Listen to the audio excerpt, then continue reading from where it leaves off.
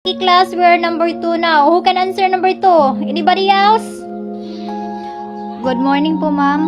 I'm sorry, I'm late. Gracia, late ka na naman? Take your seat and answer number 2. Okay po. May pera muna ng test paper. Negative plus negative. Hindi ko po alam. Napaka-bobo mo talaga, no? Lagi ka na lang hindi alam. Late ka pa ng late, napaka-bobo mo pa! Sorry po, ma'am. Hindi makakatulong yung sorry mo, Gracia. Maganda ka nga. Wala naman laman yung utak mo. Alam niyo, class, yung kasabihan na what is beauty if the brain is empty? Alam niyo yan? Useless din yung ganda niyo kung wala naman laman yung utak niyo. At iwan ko sa'yo, Gracia, kung may kinabukasan ka ba. Good luck na lang sa'yo.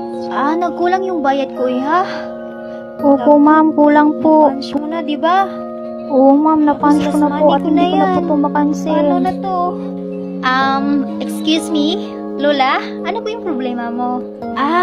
Ako ha. Napakaganda niyo po. Nagkulang po yung bayad ni Lola, ma'am. 300 plus po at hindi. Opo, nagkulang yung bayad ko ganun po ba? Sige, miss, pakibalot na lang po yung mga binili ni Lola. Ako na lang po yung magbabayad. Ma'am, ang ganda niyo po. Ito. Maraming salamat po. Mauna na ako sa inyo Maraming salamat talaga.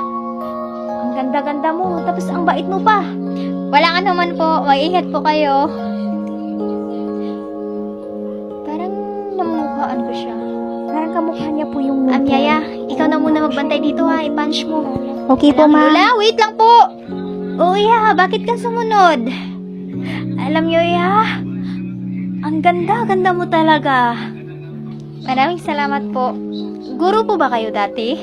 Oo, Guro ako dati at retired na ako. Wala ka kaming anak ng asawa ko Parang namumukhaan ko po kayo. Ikaw po ba si Teacher Soriano po? Oo, ako nga to, ikaw nga! Ikaw nga yung teacher ko dati. Ako po yan si Gracia, yung laging nalilate.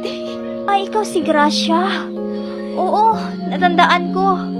Lagi pa nga kitang sinasabihang bobo dati. Kumusta ka na ngayon? Asinso ka na? Ito ma'am. Napaka-thankful ko po sa Panginoon kahit hindi po ako nakapagtapos ng kolehiyo. May mga kumukuha po sa akin sa pagmumodel, pag-i-endorse po. Saka ito, hindi talaga natin mahulaan yung panahon, ma'am, no?